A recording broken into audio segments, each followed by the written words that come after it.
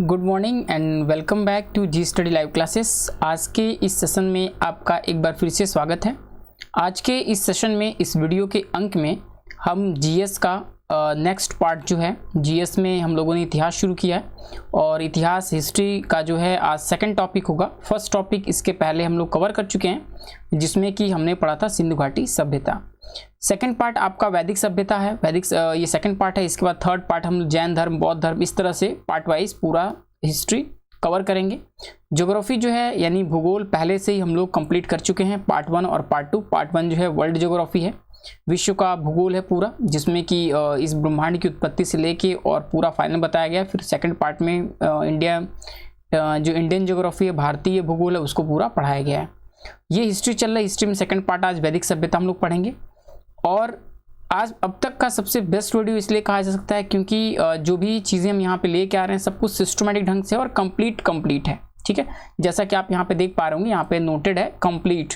तो एक्चुअली आपको कहीं भी किसी भी रिसोर्स पे, चाहे वो बुक्स हों या फिर जो है इंटरनेट मटेरियल्स हो, कहीं भी एनी हाउ कहीं पे भी आप डिपेंड हैं, वहाँ से अगर आप कुछ भी पढ़ रहे हैं तो उस केस में होता क्या है कि आप कई रिसोर्स से पढ़ने के बाद आपको जो है टोटल डिटेल मिल पाती है किसी भी टॉपिक की। लेकिन यहाँ पे हम ऑलरेडी सभी टॉपिक से कंक्लूड करके, सभी टॉपिक में से कंक्लूजन करके, सभी टॉपिक को पढ़ के उनमें से एनालिसिस करके उसके बेस्ट जो कंटेंट हैं उसको कंपाइल करके और आपके लिए वो टॉपिक्स कंप्लीट करके लेके आ रहे हैं। तो इसलिए हम कह सकते हैं कि ये आपके लिए सबसे बेस्ट वीडियोस हो सकते हैं। अगर आप प्रिपरेशन कर रहे हैं एसएससी की, आरआरबी, एनटीपीसी, यूपीपी, लेखपाल और सिविल सर्विसेज, जो भी कॉम्पिटिटिव एग्जाम्स उसकी तैयारी कर रहे हैं, तो आपके लिए बहुत ही बेस्ट वीडियो ये हो सकते हैं। बहुत अच्छी प्रिपरेशन आपकी हो सकती है। ठीक है, बट आपको करना यही है कि ये चीज़ें आपको रेगुलर बेसिस पे, क्योंकि रेगुलर बेसिस पे आपको math, reasoning, GS, English, Hindi, ये सभी टॉपिक मिलेंगे। तो आपको डेली बेसिस पे इन सब वीडियोस के द्वारा अपनी तैयारी करनी है और नोट्स भी साथ साथ में बनाने हैं।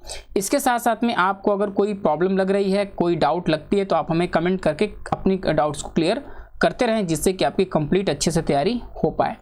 बाकी वीडियोस को देखने के लिए आप हमारे चैनल को सब्सक्राइब करें, साथ साथ में जो है बेल आइकन प्रेस कर दें, जिससे कि सभी वीडियोस आपको अवेलेबल मिलते रहें और आपके लिए अवेलेबल होते रहें। तो चलिए आज का सेशन स्टार्ट करते हैं। वैदिक सभ्यता, वैदिक एजेस। ठीक है, जैसे कि आप देख पा रहे होंगे, वैदिक काल जो है वो 1500 ईसा पूर्व के आसपास का है। ठीक है, यानी 1500 ईसा पूर्व की बात अगर की गई है तो यानी ईसा मसीह के आने से 1500 साल पहले, यानी जो हमारा काउंट हो रहा है उसके 1500 साल, उसके भी टाइम के 1500 साल पहले। तो चलिए अभी हम देखते हैं टॉपिक वाइज 1 बाय 1 क्लियर करके इसको चलते हैं।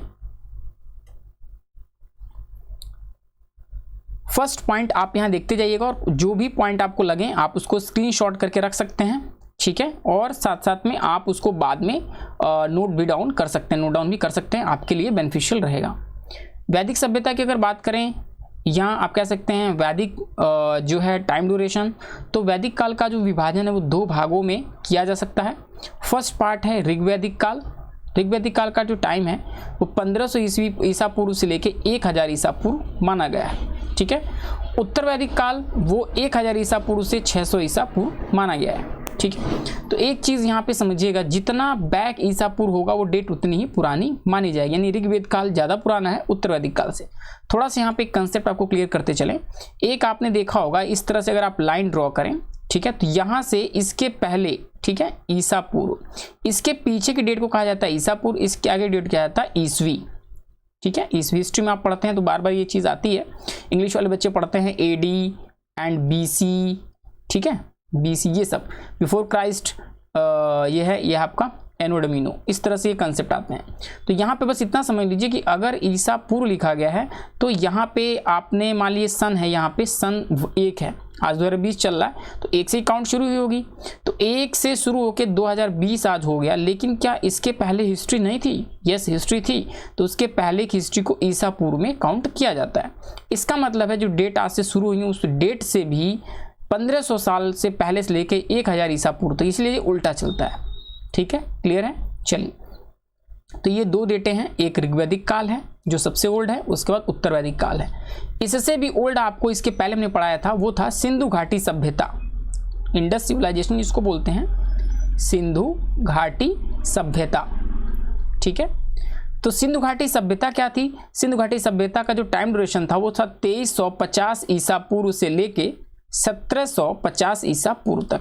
ठीक है, आपको यहाँ पे आई बटन हम दे रहे हैं, यहीं पे जस्ट आप ऊपर आई बटन देखिए, आई बटन पे आपको सिंधु घाटी सभ्यता वाला वीडियो का आई बटन पे क्लिक करेंगे, आपको वीडियो मिल जाएगी जिससे आप सिंधु घाटी सभ्यता पढ़ सकेंगे। ठीक है, ओके। अब देखिए सिंधु घाटी सभ्यता के बाद ये आता है वैदिक सभ्यता। ये कैसे हुआ, थोड़ा सा इसको जोड़ लेते हैं। सिंधु घाटी सभ्यता जो है एक तरह से शहरी सभ्यता थी। ठीक, अब सिंधु घाटी सभ्यता में हुआ क्या कि जो आर्य थे, आर्य कहाँ से आए थे, तो यहाँ देखिए लिखा भी हुआ है आर्य।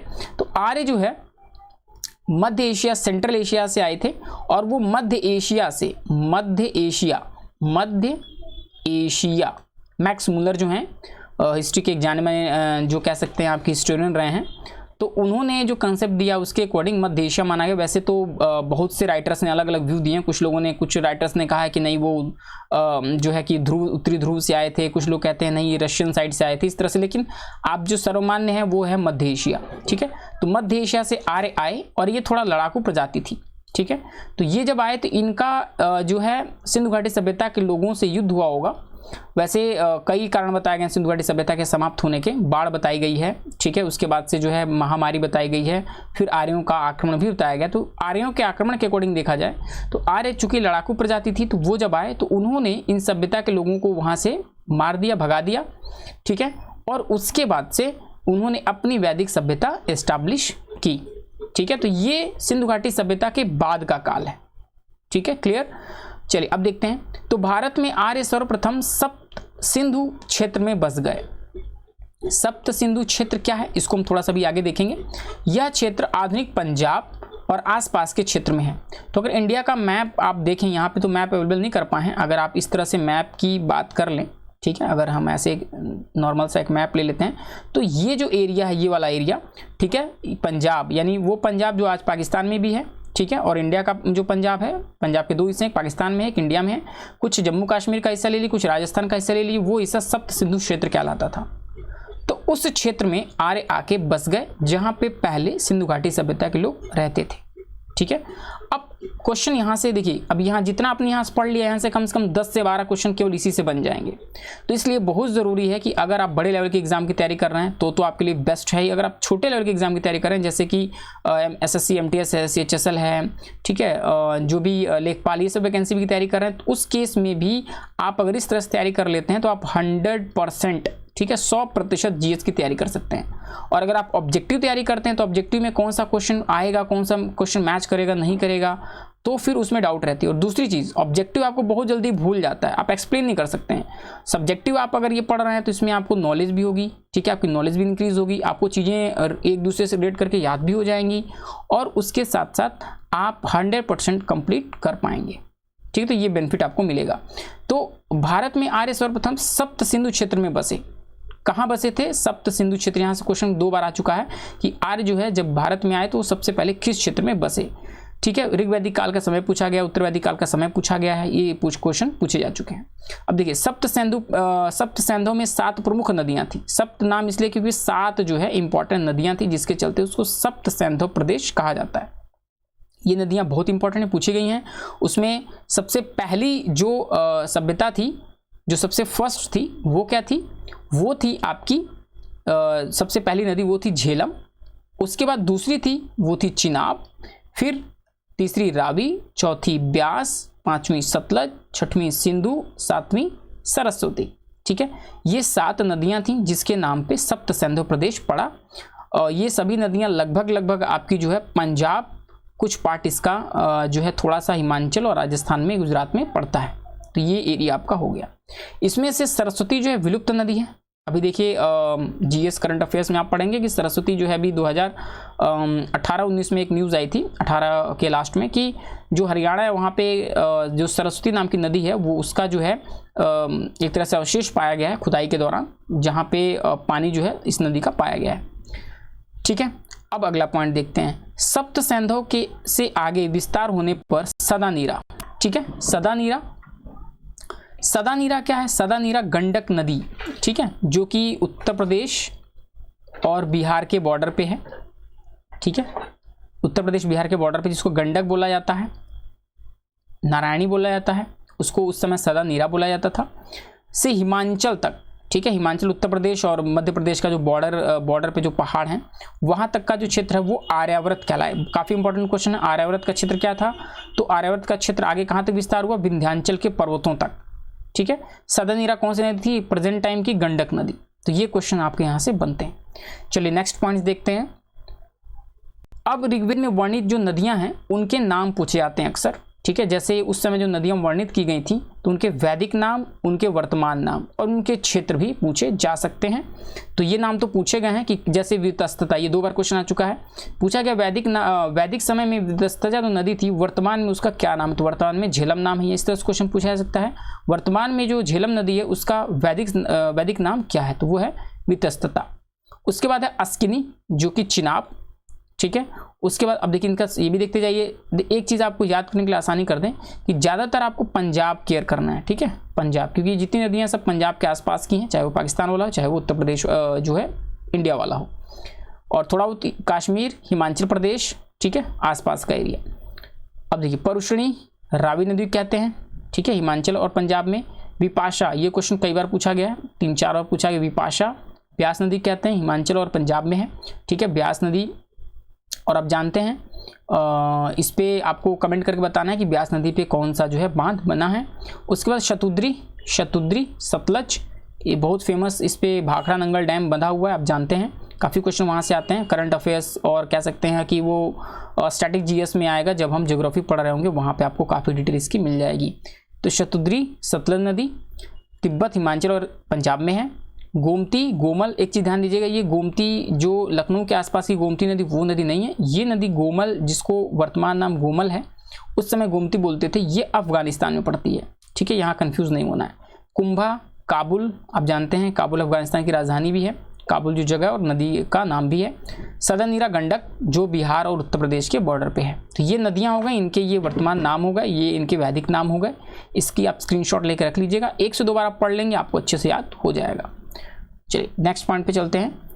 अब आगे बात करते हैं वैदिक सभ्यता का जो बेस था वो क्या था। तो आप जानते हैं वैदिक सभ्यता नाम इसलिए पड़ा क्योंकि उस समय वेदों पे बेस्ड थी वैदिक सभ्यता। तो वेद कितने हैं? तो वेद हैं 4। तो इतना आसान क्वेश्चन तो नहीं आएगा, लेकिन आप आ भी सकता है कि कितने वेद हैं, तो 4। तो वेद कितने हैं? 4। विश्व के प्राचीनतम ग्रंथ माने जाते हैं। ठीक है, क्योंकि सिंधु घाटी सभ्यता के लोग इनसे प्राचीन थे, लेकिन उनके पास जो रिटर्न चीज़ें थी उसका अभी तक कोई एक कह सकते हैं कि उसको पढ़ा भी नहीं जा सका, तो इसलिए उनको उतना ज़्यादा वेरीफाइड नहीं माना जा रहा है। तो प्राचीनतम माना जाता है वेदों को। ईश्वर द्वारा रचित होने से इनको अपौरुषेय कहा जाता है। अपौरुषेय का मतलब जो जिनके अंदर कोई कमी ना हो। ठीक है, तो इस तरह से, और माना जाता है कि वो ईश्वर द्वारा रचित हैं। श्रुति और त्रयी भी इन्हें कहते हैं। अब यहाँ बहुत इंपॉर्टेंट पॉइंट है, ये क्वेश्चन कम से कम 3 बार पूछा गया है पीसीएस में, ये लोअर सबऑर्डिनेट में।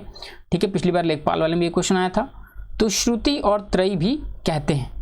ठीक है, श्रुति किसे कहते हैं? तो देखिए एक्चुअली वेद जो थे उस समय रिटर्न को सामग्री कोई थी नहीं लिखने की, जैसे कि कॉपी पेन इस तरह कोई चीज़ें थी नहीं।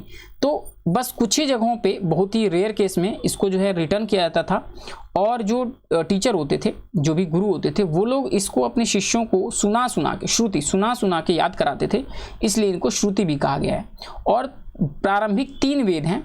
ठीक है, जिसमें आपका अथर्ववेद नहीं आता है, यानी ऋग्वेद, यजुर्वेद और सामवेद, उन्हीं तीनों को मिला के त्रयी कहा जाता है, वेद त्रयी।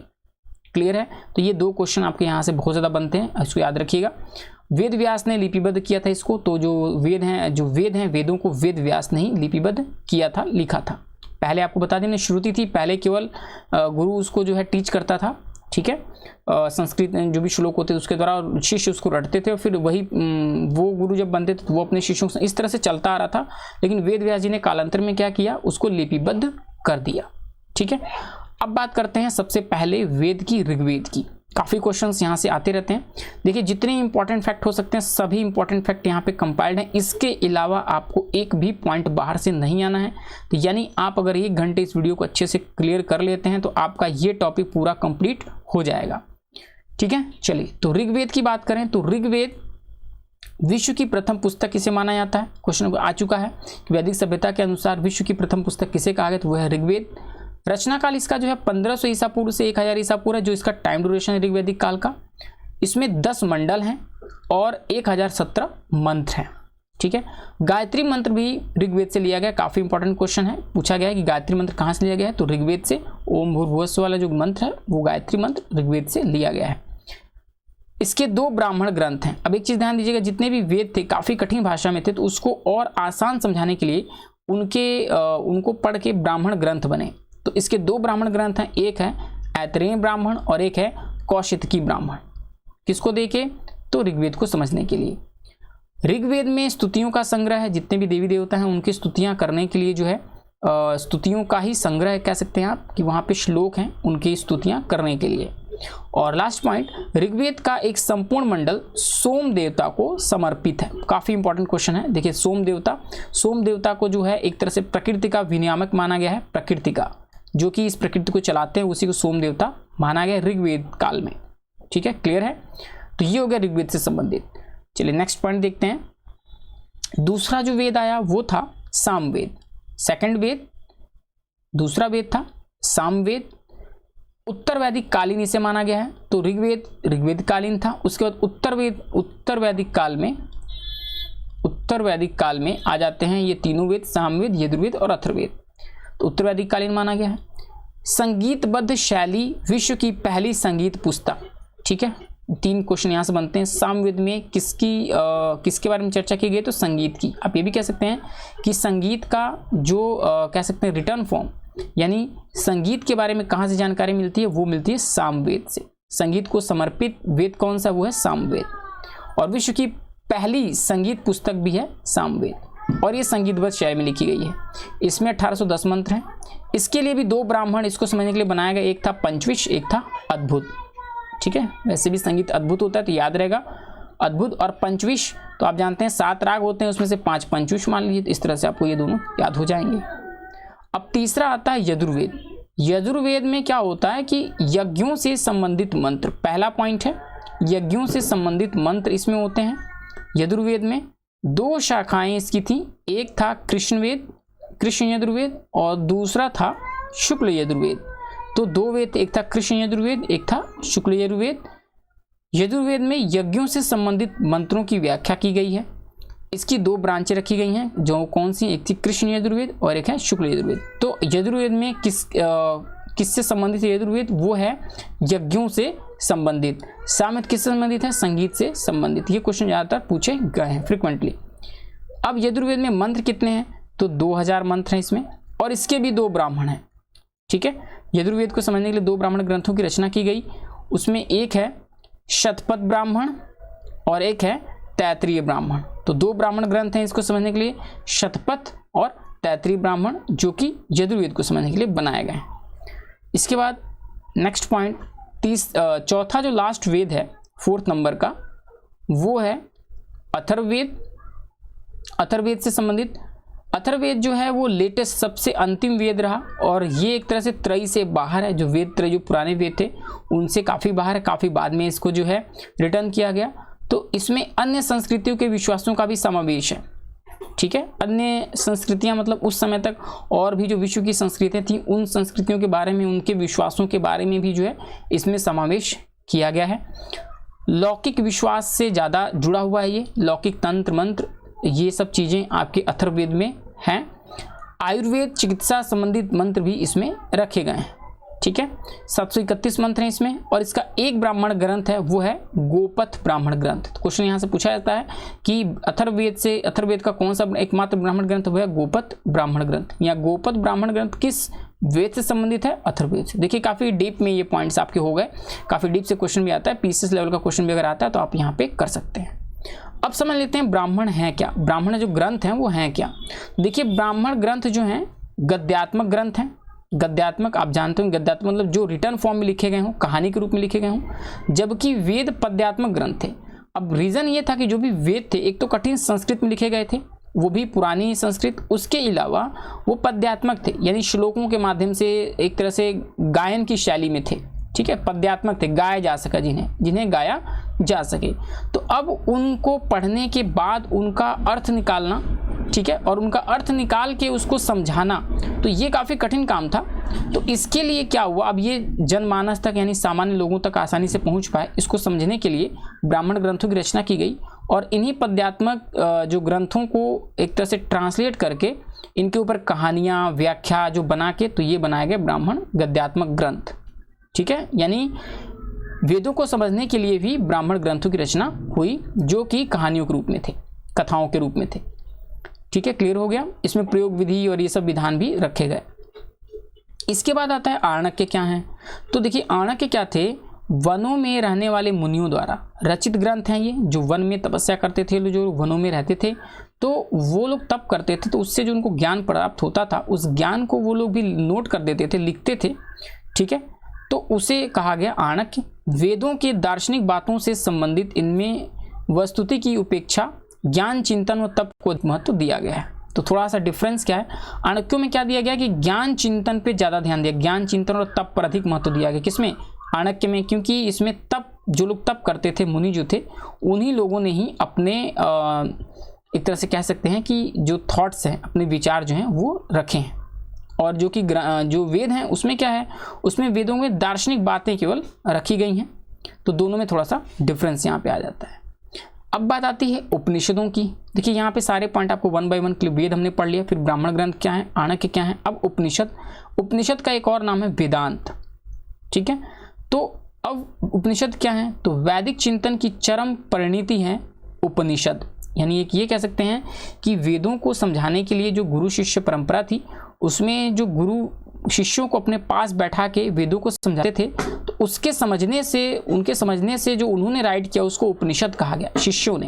ठीक है, तो वैदिक चिंतन की चरम परिणति है, यानी वैदिक सभ्यता में जो वेद थे, उनकी परम चिंतन की जो स्टेट थी, उसको नोट, उसका जब रिटर्न किया गया, तो वो उपनिषद कहलाया या वेदांत कहलाया, वेदों के अंत में। ठीक है, गुरु शिष्य के मध्य प्रश्नोत्तर शैली में था, क्लियर है, क्योंकि पहले गद्यात्मक था, वेद गद्यात्मक थे। फिर जो गुरु था, वो गुरु क्या करते थे कि जो ज्ञान था, उस ज्ञान को एक तरह से श्लोकों को पढ़ के, उसको ज्ञान को वो शिष्यों में बांटते थे, और शिष्यों से प्रश्नोत्तर जो होते थे उसका वो आंसर देते थे अपने ज्ञान के द्वारा। तो उसी को उपनिषद कहा गया। जो भी ये वार्तालाप होता था प्रश्नोत्तर शैली में, उसे उपनिषद कहा गया। तो यहाँ पे प्रश्न भी आता है कि उपनिषदों की शैली क्या, तो वो है प्रश्नोत्तर शैली। ठीक है, वो ना गद्यात्मक है ना पद्यात्मक, वो प्रश्नोत्तर शैली में है। और उपनिषद का एक और नाम है वेदांत। इस तरह से क्वेश्चन यहाँ से बनेंगे। कितने उपनिषद हैं टोटल? 108। ये क्वेश्चन कम से कम 5 बार पूछा गया है, पीसीएस में अभी पूछा जा चुका है ये क्वेश्चन कई बार, और यूपी के कई एग्जाम में ये क्वेश्चन पूछा गया है। चलिए नेक्स्ट पॉइंट देखते हैं। जो उपनिषद हैं 108 हैं, लेकिन 108 के बारे में ज़्यादा जानने की ज़रूरत नहीं है, काफ़ी ज़्यादा हो जाएगा, वो फिलॉसफी में चले जाएंगे, उसकी ज़रूरत नहीं है। अगर आप मेंस की तैयारी कर रहे हैं तो उस केस में आपको इसकी ज़रूरत पड़ेगी, लेकिन यहाँ पे भी प्री की हिसाब से हम चल रहे हैं। तो इसमें कौन कौन से मुख्य, एक है ईश उपनिषद, फिर है केन उपनिषद, मुंडक उपनिषद, मांडुक्य उपनिषद, छांदोग्य उपनिषद, कंठ और प्रश्न, तैतरी आदि प्रमुख उपनिषद हैं। इसमें एक देखिए मांडुक्य उपनिषद है, जिसको सबसे बेस्ट उपनिषद कहा गया, इन सभी उपनिषदों को निचोड़ कहा गया मांडुक्य उपनिषद को। ठीक है, अब बात आती है ऋग्वैदिक सभ्यता के ब्रह्म तत्व की उपनिषद के ऋषियों ने आलोचना की है। यानी ऋग्वैदिक सभ्यता जो थी उसमें ब्रह्म तत्व के बारे में ज़्यादा चर्चा की गई है, लेकिन जो उपनिषद के ऋषि मुनि हैं उन्होंने उसकी आलोचना की है ब्रह्म तत्व की, उन्होंने तप पे अधिक बल दिया है। ये देखिए, ये सबसे इंपॉर्टेंट फैक्ट आपके सामने भी है, सत्यमेव जयते। तो सत्यमेव जयते कहाँ से लिया गया? ये लिया गया मुंडको उपनिषद से। काफ़ी इंपॉर्टेंट पॉइंट, ये क्वेश्चन कम से कम 20 बार पूछा जा चुका है बहुत से एग्जाम्स में कि सत्यमेव जयते कहाँ से लिया गया है, तो मुंडको उपनिषद से लिया गया है। अब क्यों ये इतना बार पूछा? क्योंकि सत्यमेव जयते आप जानते हैं, सत्यमेव जयते ये हमारा जो है जो सिंबल है, नेशनल सिंबल है, उसके नीचे लिखी गई लाइन है सत्यमेव जयते, इसलिए काफ़ी बार पूछा गया क्वेश्चन है। मुंडको उपनिषद या मुंडक उपनिषद में ये बात सत्यमेव जयते ली गई है, इसका मतलब सत्य की हमेशा जीत हो। चलिए नेक्स्ट पॉइंट। अब वेदों के आगे के जो पॉइंट है, वेदों के अध्ययन को सुगम बनाने के लिए, देखिए वेदों के अध्ययन को सुगम बनाने के लिए बहुत से जैसे वेदांत बने, यानी उपनिषद बने, ब्राह्मण ग्रंथ बने, लेकिन फिर भी वेद काफ़ी डिटेल में थे, काफ़ी बड़े थे, तुमको और डिटेल में बनाने के लिए, सुगम बनाने के लिए वेदांगों की रचना हुई। ठीक है, वेदांगों की रचना हुई। और वेदांग कौन कौन से हैं? तो 6 वेदांग हैं। ठीक है, 6 वेदांग। क्वेश्चन पूछा कितने वेदांत हैं? 6। कौन कौन से हैं? शिक्षा वेदांग किससे संबंधित है? उच्चारण संबंधित। कल्प वेदांग यज्ञों से संबंधित, धार्मिक क्रियाओं से संबंधित है। व्याकरण वेदांग भाषा व पद्य शब्द रचना से संबंधित है। निरुक्त जो है व्याख्या संबंधित है। छंद जो है वो छंद रचना संबंधित है, और ज्योतिष जो है वो भविष्य और ज्योतिष नक्षत्र खगोल विद्या से संबंधित है। तो ये पॉइंट तो आप बस एक बार देख लीजिएगा, आपको क्लियर हो जाएगा। चलिए अब अगला पॉइंट देखते हैं। अब इन वेदांगों को समझने के लिए कल्प वेदांग बनाए गए। ठीक है, कल्प वेदांगों के एक भाग को सूत्र ग्रंथ भी कहा जाता है। तो अब कौन कौन से हैं कल्प वेदांग में, सूत्र जो है अलग अलग हैं, यानी कल्प वेदांग को समझने के लिए सूत्र ग्रंथ बनाए गए। तो इसमें है, एक है स्रोत सूत्र, यज्ञों के प्रकार बनाए गए हैं इसमें। शूल सूत्र, जिसमें यज्ञों की वेदी से, ये देखिए क्वेश्चन पूछा गया है, शूल सूत्र जो है किससे संबंधित है, वो है यज्ञों की वेदी के निर्माण और इसकी ज्यामिति से संबंधित है। धर्म सूत्र नियम एवं विधि, और गृह सूत्र गृहस्थ एवं नियम संस्कार से संबंधित है। तो इस तरह से देखिए, अगर आप एक तरह से डिस्क्रिप्टिव आप अच्छे से पढ़ लेते हैं, तैयार कर लेते हैं, और वीडियो के माध्यम से आपको नॉलेज भी बढ़ रही होगी, तो इससे आपका पूरा ऑब्जेक्टिव क्वेश्चन आंसर आपका तैयार हो जाएगा। स्टूडेंट के मन में ये रहता है भाई ऑब्जेक्टिव क्वेश्चंस आते हैं, इससे पढ़ने से क्या फायदा है। देखिए ऑब्जेक्टिव आपके आते हैं तो आप जब सब्जेक्टिव पढ़े रहेंगे तभी आप ऑब्जेक्टिव का आंसर अच्छे से दे पाएंगे। ऑब्जेक्टिव कितने याद करेंगे, 5 यार 10 यार 20 यार कितने क्वेश्चन आप याद करेंगे, और फिर वो याद भी नहीं होते। इसलिए सब्जेक्टिव आप अच्छे से उसको समझते चलिए। अब बात आती है दर्शनों की। दर्शन, तो यहाँ से भी बहुत बार क्वेश्चन आता है, बहुत ही सिंपल सा रहता है। दर्शन है और उसके प्रतिपादक हैं, किस दर्शन को जो है कौन से जो है प्रतिपादक हैं उसके समझ लेते हैं।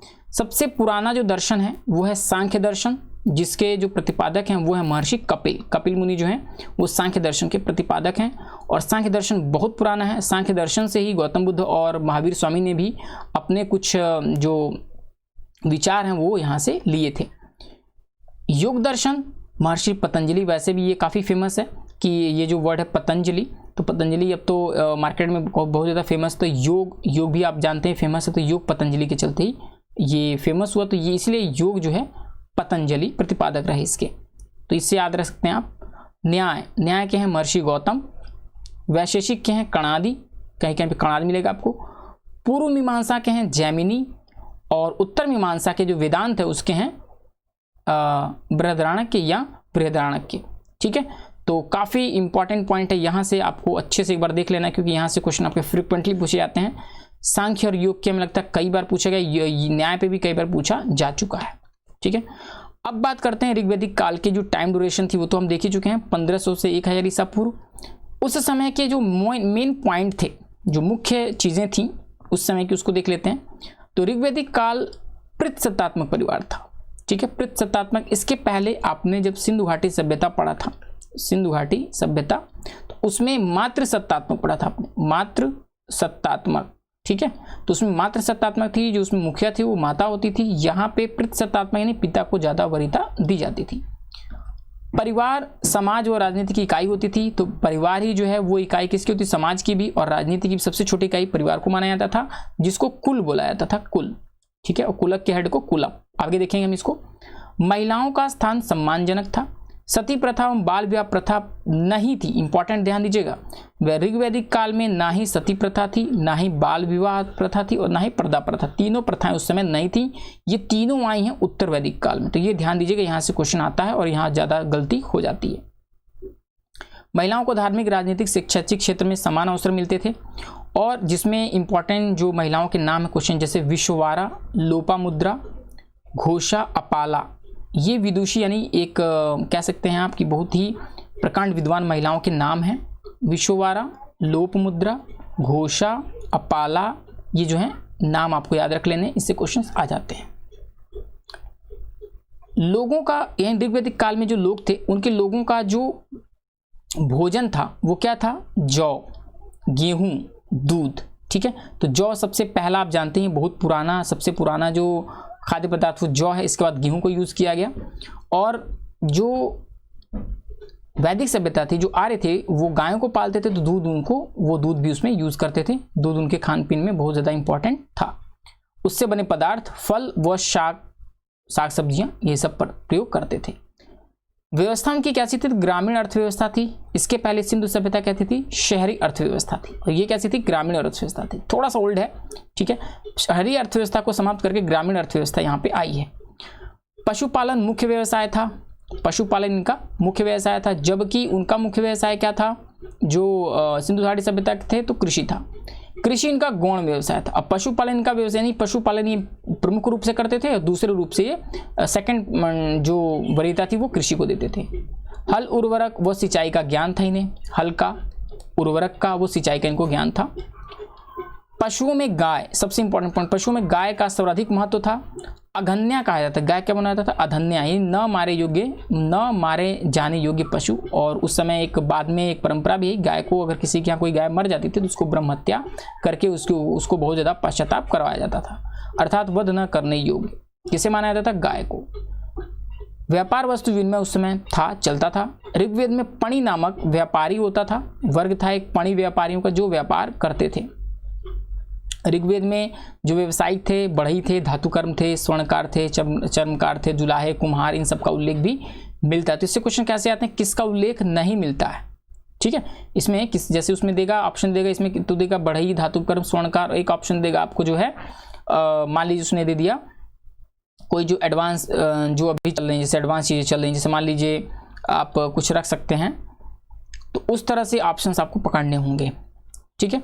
चलिए अब राजनीतिक इकाई की बात कर लेंगे। राजनीतिक इकाई क्या थी, तो परिवार थी, जिसको कुल बोला जाता था, और उसका हेड कौन होता था, कुला।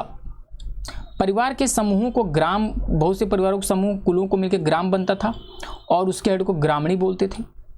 ग्रामों का समूह जो होता था उसको विश्व बोलते थे, और उसका जो हेड होता था उसको विश्वपति बोलते थे।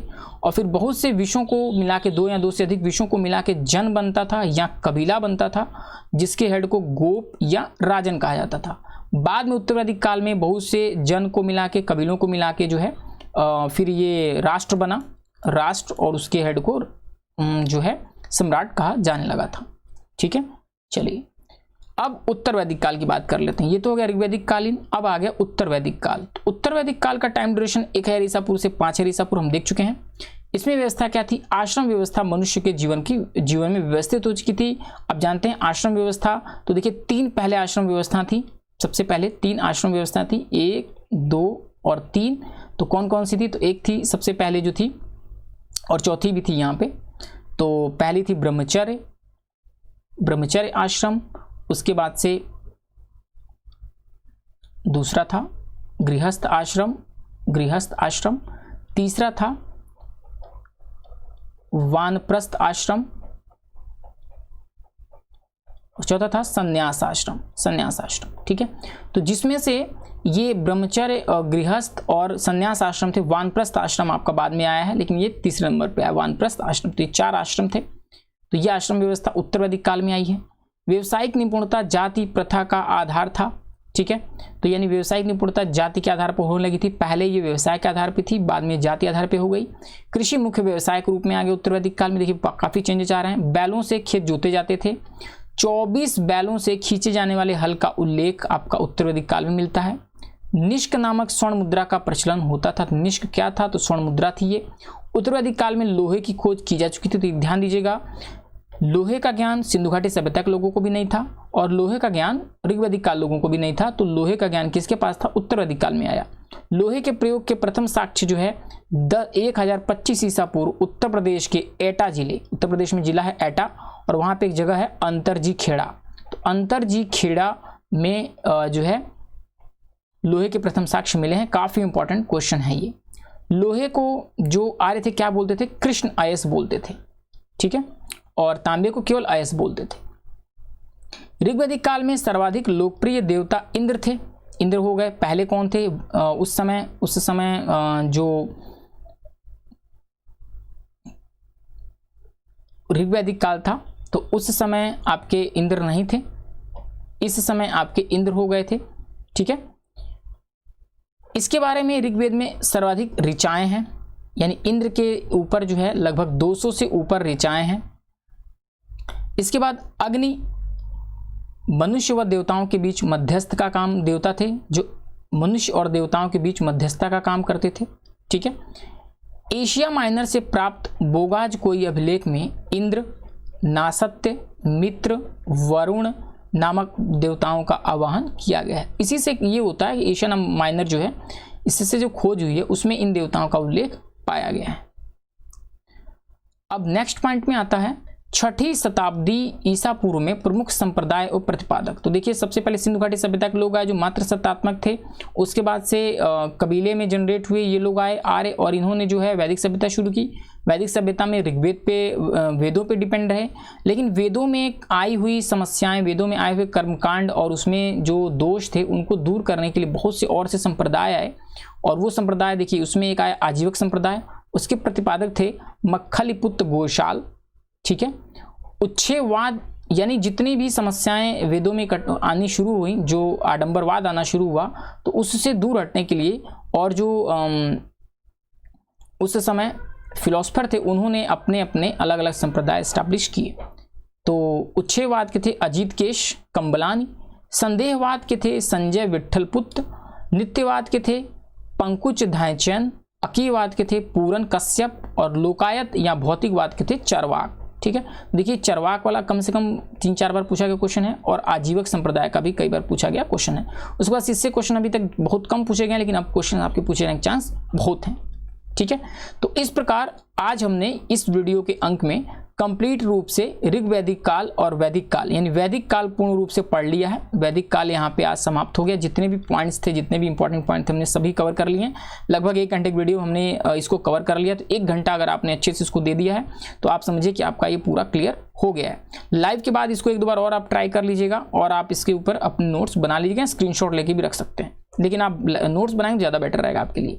नेक्स्ट पार्ट जो है पार्ट 3 होगा। पार्ट 1 में सिंधु घाटी सभ्यता थी, जैसा कि आप देख रहे हैं। प्रीवियस पार्ट जो था हमारा हिस्ट्री का, उसमें हमने सिंधु घाटी सभ्यता पढ़ी थी।